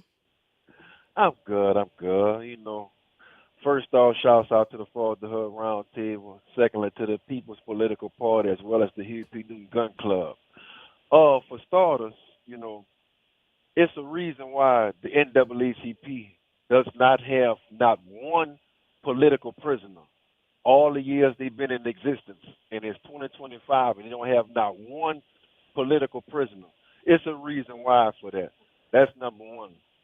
The second thing, the people that's on that list, like the sister who called and said, the sister and Noonan, man, matter of fact, it's a concerted effort for them to do exactly what they've been trying to do. They just find other ways and other opportunities to do, you know, the mischievous things what they have already been set apart to do. If we continue to allow these people to come into our communities and do what they do, that's our fault. Reality shows us time and time again, it don't matter who the mayor is, the city councilman or woman, president, governor, none of that. It has always been to our detriment no matter who sits in those seats. They came and said they had a better opportunity for our schools. Look at our school systems right now. They said they had a better proposal for our housing developments. Look at our housing developments right now, right? It is on us. If we continue to lay down and allow them to do exactly what they've been trying to do, that's going to be our fault. We ain't got nobody to blame but us. You dig? And I'm going to stop right there before I get a little too excited. I appreciate you, Aaron. Thank you so much. Yeah, you're right. Listen, I agree, but something has to give, and unless and until we actually rise up, because the only thing that stop a bully is to punch him clean in his mouth. That's what has to happen. People going to bully you and keep bullying you and keep pushing you. And if you don't stand firm and fight back, they're going to keep on pushing you over. So, I mean, and all they did was watch the play with the education. That's all they did. They saw that if a whole bunch of wealthy white people pool their resources, they could take over the whole entity. They just watched it. That's all. And now they're using the same script, the same blueprints to take over recreation. A whole bunch of white wealthy people going to pool their resources and get their governor on board, and they're going to hijack recreation. That's all. They want the whole thing. They don't want anything left for us and our children. Communities don't even look like they used to look anymore because they hijacked them. So if you don't see it's the same script in a different arena, I don't know what to tell you. But let me tell you what the governor of California is trying to do. So, I said at the top of the show that the current occupant of the White House deployed the National Guard into California because of the ICE protest. And it was against the wishes of the governor of the state. And so the governor of the state, because now the administration is threatening his funding, Governor Newsom posted, Californians pay the bills for the federal government. We pay over $80 billion more in taxes than we get back. Maybe it's time to cut that off, Donald Trump. That is what the governor is saying is in response to the Trump administration threatening their funding to the state of California. And so now, since the governor has said that, here come the Trumpers and all of these MAGA supporters. They're now accusing the governor of California of being extremely reckless and saying that it amounts to tax evasion. Governor Newsom is threatening to commit criminal tax evasion. His plan, defraud the American taxpayer and leave California residents on the hook for unpaid federal taxes. But I wonder if they feel like their commander-in-chief, what is he doing when he's circumventing Congress and when he's attacking judges and the judiciary because he doesn't like the courts keeping him in check? Does that amount to treason? Because I don't hear any threats being hauled toward him when he's doing the very thing that the Constitution says he can't do. It's so weird that when a person decides to fight back, y'all could go find all kind of rules they're breaking, all kind of legal loopholes that they're breaching, but you said nothing to your president. Who, by all accounts, according to his South African benefactor, possibly hijacked the election. I don't know about y'all, but I ain't never waved the banner for something that I stole. I ain't never waved the banner of success for something that I know I didn't earn. I know a whole lot of people calling themselves doctors out here that got that crackerjack degree, from that degree mill, but that's not me. I earned mine. So I don't ever proclaim to want to wave a banner of success for something that I stole or something that was given to me without me earning it. So to call yourself the president of the United States and you probably didn't earn it, it speaks to your character. That's why you don't mind stealing something. That's why you don't mind pillaging through things. Because it's in y'all's nature. And y'all, I mean pillagers, colonizers, thieves. It's in your nature. I know a thief, but I know a thief very well. I know him by his first, middle, and last name. And I graciously gave him a DOC number. I did. And he black. Since y'all want to think it's only about white thieves, no, they got black ones too. That cosplay in white supremacy and do wrong by the black children and people of this community. They're in that line too. I don't like it. What you say, Rev? Welcome to the Good Morning Show. Good morning. Good morning. So let me understand some things right quick. Mm-hmm. So this 18th ward wants to create a separate recreational district? Yes. And the funding for this recreational district is going to come just from NORD? Oh, no, it's not going to. No. Let's be clear, Rev. It's not going to come just from NORD because with the help of Governor Jeff Landry and the Louisiana legislature, funding will be provided to make repairs to UNO facilities so that children and families from across our city can participate in recreation. And they had the audacity to print that on the flyer. Mm-hmm. Okay. So now they're going to put a facility Uh-huh. at UNO that's going to service everybody or just their people. Well, it seems like it's going to serve their people, because if it was going to serve everybody, then they would use the money to fund NORD, don't you think? And if it was going to serve I would everybody, then think they so, wouldn't be 'cause- supporting segregation policies out here, right? That's what they're doing. That's what they're doing in Baton Rouge. That's what they're trying to do here. That's what they're doing all across this country. So it's not about everybody, because if it was about everybody, and use this the is not funding nothing new. to Leander improve the Perez did facilities the that same already thing. When you go exist. back to your government, all right, when he didn't want to participate in integration, and they were talking about withholding money from the state of Louisiana because of that, Leander said, withhold it. He don't need it because he had controlled the oil fields. So again, this ain't nothing new. Nope. When the people decide they want to take something over, they don't care who get hurt. They don't care. Like you say, it's about what they want and who they got to hurt, who they got to walk over to get it. When we look at this MLK High School, right now we got a bigger fight than people ever realize. All right, and I'm just trying to look and see just how deep this game is going to go in taking over this city. So, because like you're saying, they will use the children to say, "Oh, this is about recreation for the children." When the reality of it is, it's about who's going to make a dollar out of it. Yep. And that's what's really going down. If we're going to talk about it and really talk about doing something about it, that's when we need to put all our little hearts and our little minds together to talk about what can be done about what's going on. Mr. Landry has no respect for this city. He does He not. has no respect for the leadership of this city. He's demonstrated that over and over. And I'm concerned, very concerned, about what's coming from Jeff Landry in terms of taking this city over. Who will be strong enough to stand up against Jeff Landry and his takeover of the city of New Orleans? Because again, when you look at New Orleans, where your money for the state comes from, that help runs this state. We are the biggest revenue generator for the state of Louisiana. So you're saying now we're going to do there are those that's coming in to take this state, take this city over to control what? The money. Yep. I agree, Ralph. You have, but look, could you call me after? I and definitely if you will. Can, yeah. All right. Then. I got you. All right.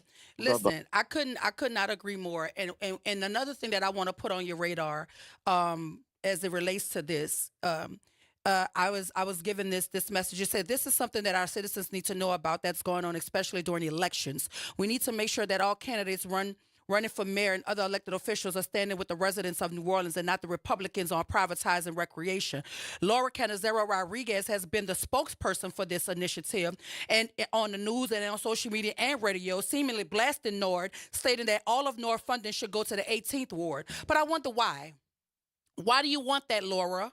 Do you not care about the black children who are going to be disserviced if we pull all of the resources and funding out of NORD and give it to the 18th ward? Because we know just by you wanting to use the University of New Orleans facilities that it's not about all of the children in the city.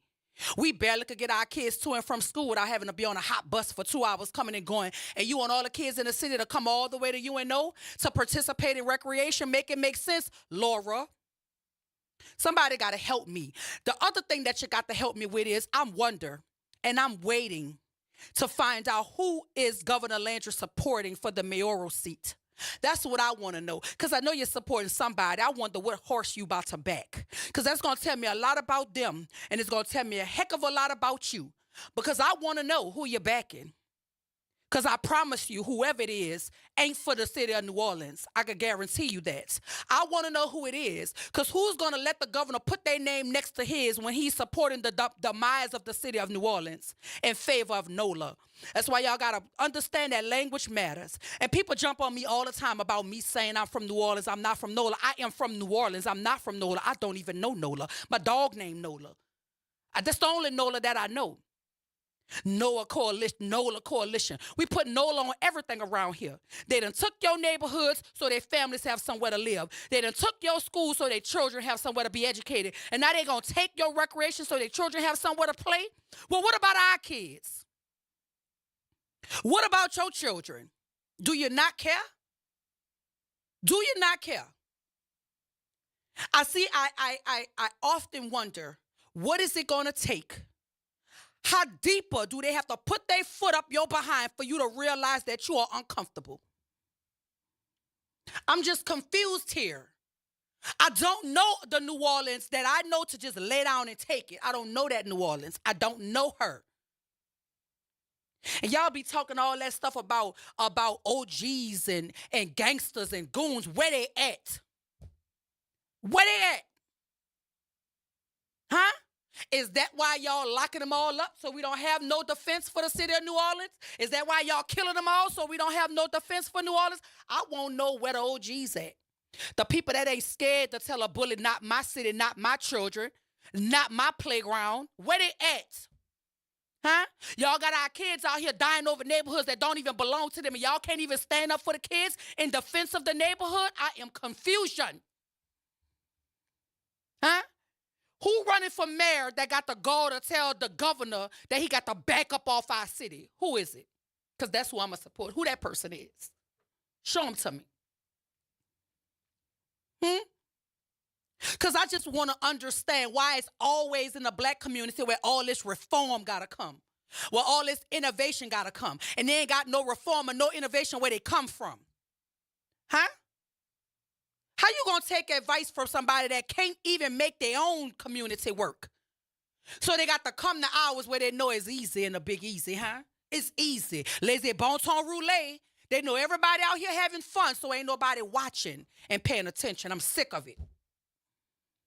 Throw me something, mister. They throwing y'all a whole bunch of disservice. That's what they doing. Huh? We got too many black organizations that make too much money to sit on the sideline and let these people just destroy the whole community.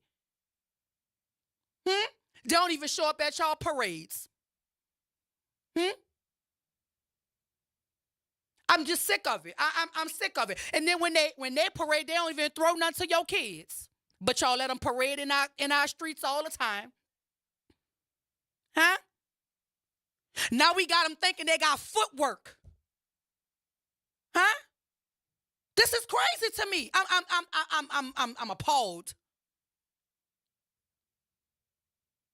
You got them thinking they are part of the culture.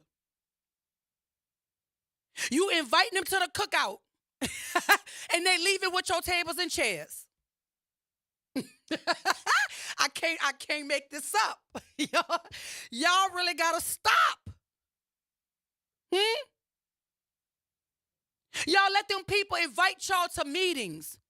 Because I see some black names on this list. Y'all let them invite y'all to meetings and pay y'all to sell out y'all community under the guise of making it better.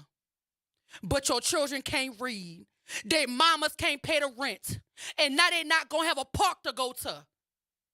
Guess what's going to happen with the violence in the city? Huh? It's all by design. And if you can't see it, I expect you to go get your vision checked. I guess y'all ain't watched the movie Sinners. Because, see, they come very polite, asking for permission to enter your community, asking for permission to come into your schools, asking for permission to come on your playground, asking for permission to come on Congo Square. Huh? And the moment you let them in, oh, guess what they gonna do? Kill, steal, and destroy. Sad.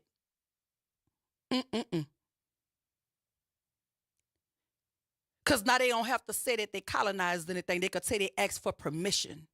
They ain't got to say they stole your land. They asked for permission. And you gave it to them. But see, I'm the one that y'all attack.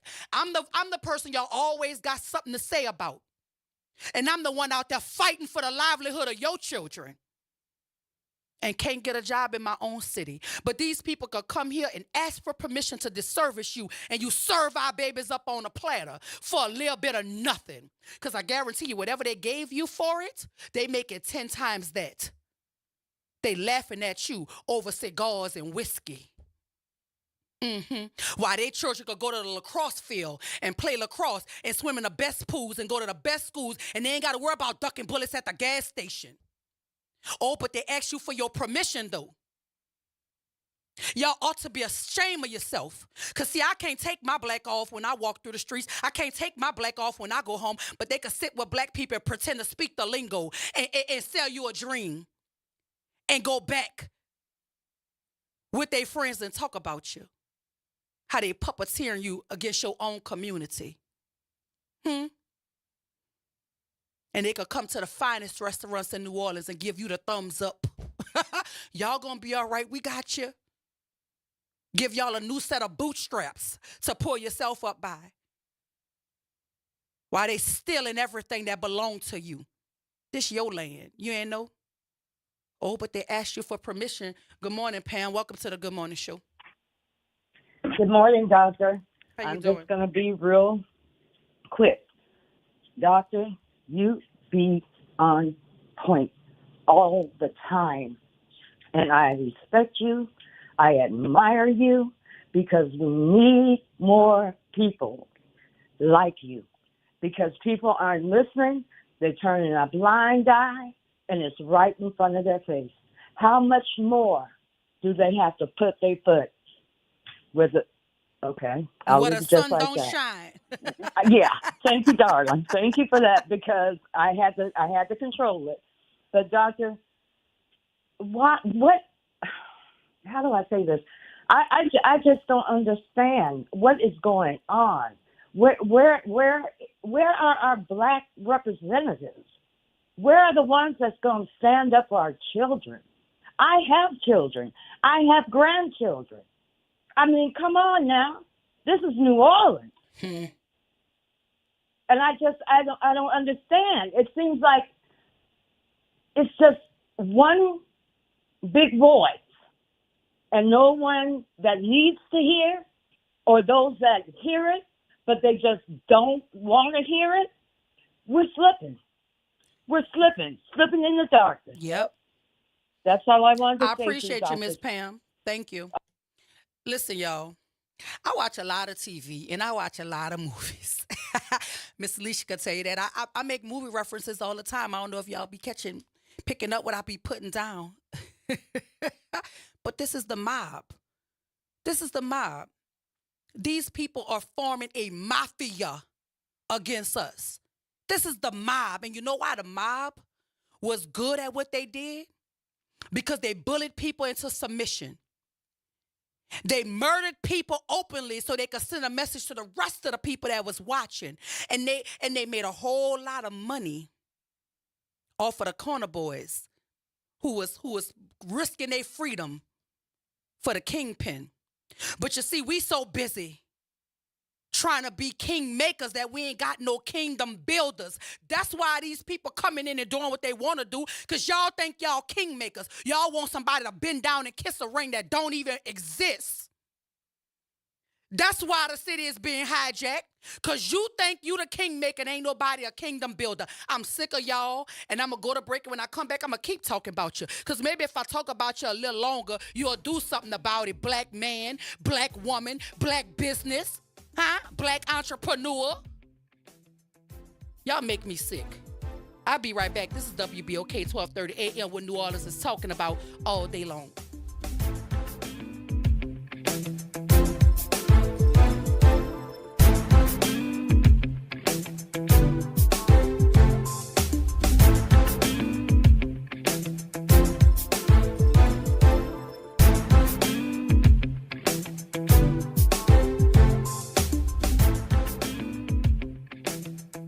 This is your news update for WBOK from WDSU. For all your news and weather, watch WDSU News, New Orleans' leader in live, local, late-breaking news. Today at noon and 4 p.m. Scattered showers and thunderstorms throughout the day, ending by late evening. A couple of these could turn severe. Main impacts are strong winds, heavy rain, and lightning. If not impacted by the rain, temperatures reach the low 90s, filling up to 105. A few showers possible for tonight with lows in the 70s. Another round of heavy rain possible for Tuesday with highs in the upper 80s to low 90s. More rounds of rain and heat for the rest of the week. For the WDSU First Warning Weather Center, I'm Raven Richard. Hey, this is Dave Poston. Be sure to listen to WBOK 1230 AM every Saturday morning at 10 a.m. and Sunday evening at 5 p.m., bringing you the best Southern Soul barroom music with the Southern Soul Weekend Party Mix, hosted by me, of course. I'll be playing your favorite Southern Soul music by artists from all over the South, right here on WBOK 1230 AM or online at WBOK1230.com. The station you listen to longer. Listen to longer. Listen to longer. Welcome to Chemical of the Month by the community scientists at Rise St. James. This month we spotlight phthalates, chemicals added to plastics, especially PVC, to make them more flexible and durable. But there's more. Research shows phthalates may disrupt hormones, affect reproductive health, and contribute to environmental pollution impacting our communities. Join us as we explore how these additives shape our everyday lives and the world around us. For more details, visit risestjames.org. Empower your knowledge with Rise. Hey, New Orleans, look for important changes to your natural gas service. This summer, Delta Utilities takes over for Entergy Gas with a Louisiana-born, Louisiana-based approach to safe, clean, reliable natural gas. No interruptions or rate changes due to the transition, just dependable service and modernized technology to keep you running smoothly. Get to know us at deltautilities.com and stay tuned for more later this summer. Delta Utilities, focused on natural gas, committed to New Orleans. The New Orleans Jazz and Heritage Foundation is the nonprofit organization that owns the New Orleans Jazz and Heritage Festival presented by Shell. With the funds generated from Jazz Fest, the foundation invests in Louisiana companies through economic development, cultural enrichment, and free educational programs. To learn more about what the New Orleans Jazz and Heritage Foundation does, please visit www.jazzandheritage.org. Hey everybody, it's Kimber White Dupree. And it's Graylin Bryant Banks from the front porch. We're coming up next. Good morning, Wake Up. The Good Morning Show. Good morning. On WBOK.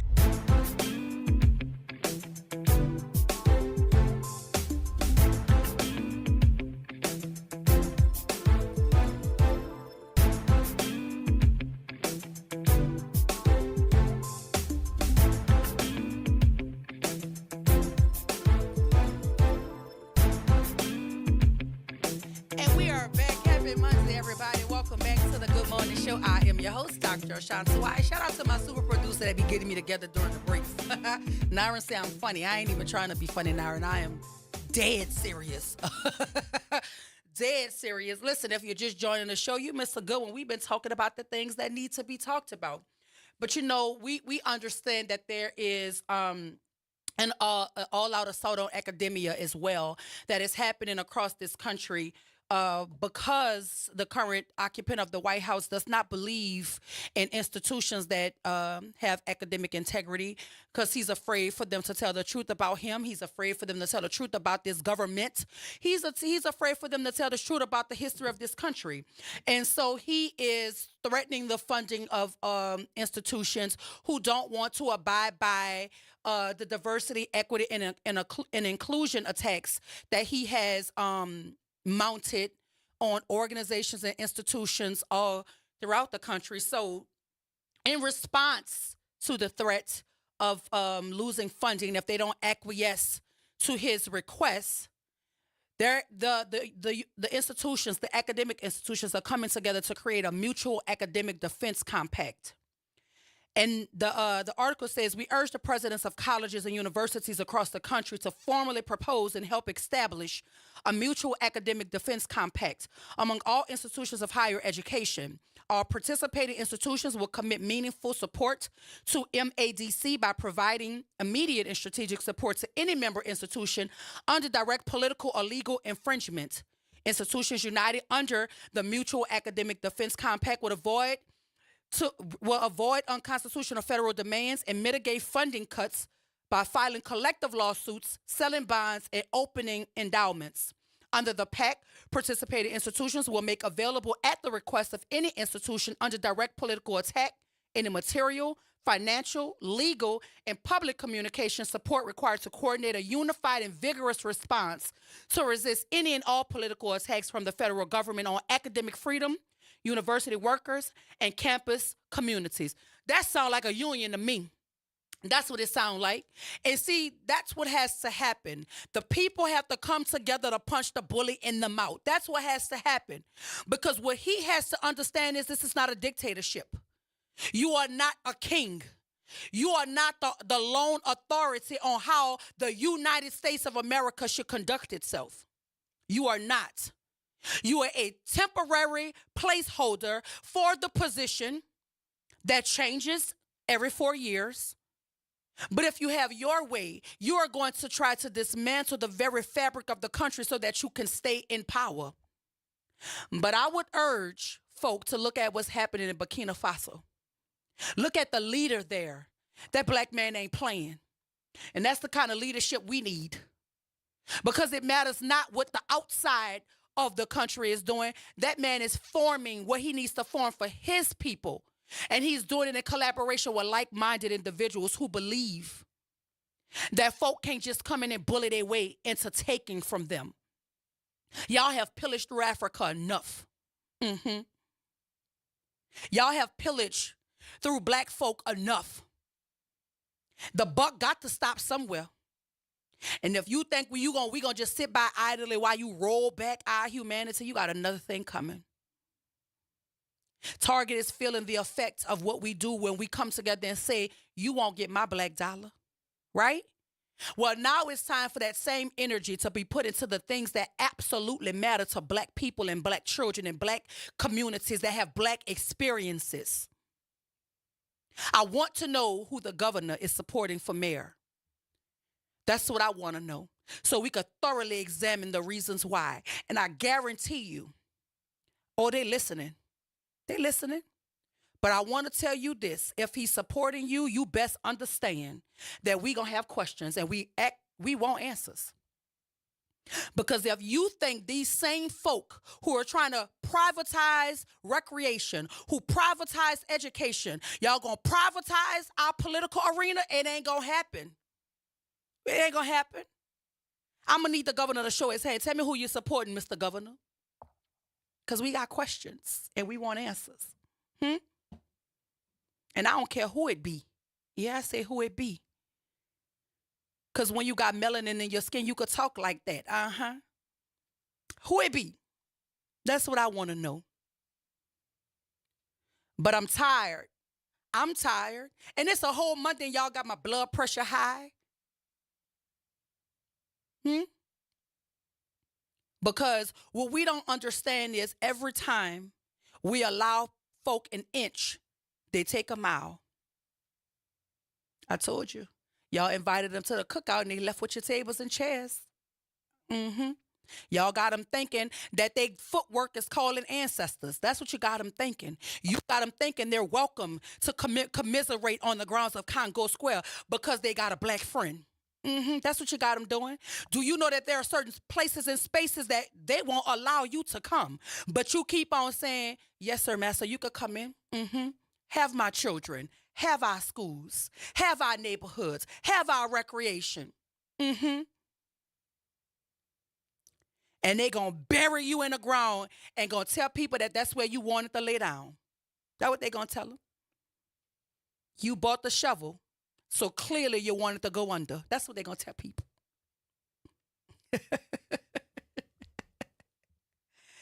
It's Monday, y'all, and I'm up. I'm woke.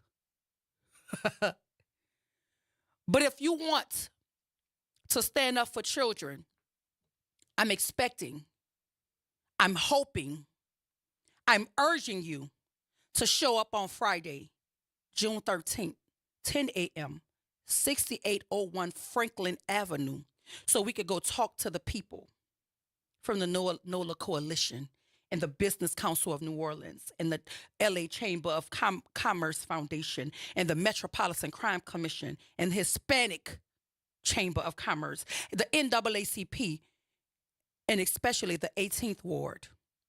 I need you to come so you can have a conversation with Laura Canizero Rodriguez and ask her, do black children not deserve fully functioning programs in recreation? Just like y'all didn't think they deserve fully functioning funded schools?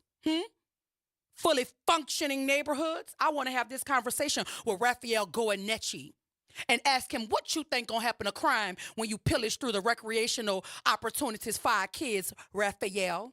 And if you want to join the conversation, you need to be there Friday, 10 a.m., 6801 Franklin. Since they saying recreation is back, they must have raised Lazarus from the dead since it's back. Huh? Did it die? Did it go somewhere? Didn't y'all just see the mayor jump in the water at the pool? Huh, Naren? You didn't see her in her nice one piece? So clearly the recreation is there. So why are we pretending like y'all inventing something, like you're creating something? Why is it that everything you create, you got to take it from somebody else and pretend like you thought of it first? Do you have no ingenuity? Y'all got all that money and all that power, and everything that y'all could ever think about comes from us. Why? Why you got to take what we built? I'm trying to understand. Why? You got all that money and all that power and all that privilege, and all you want to do is keep oppressing poor people. Keep disservicing poor people. All that money, all that privilege, all that power. Where is your humanity? Y'all stay tuned up next for the Front Porch with Grayling and Kimber. But as far as the Good Morning Show, Dr. Wyatt and my super producer, Nara Sanders, we going to see y'all on the other side. This is WBOK 1230 AM, what New Orleans is talking about all day long.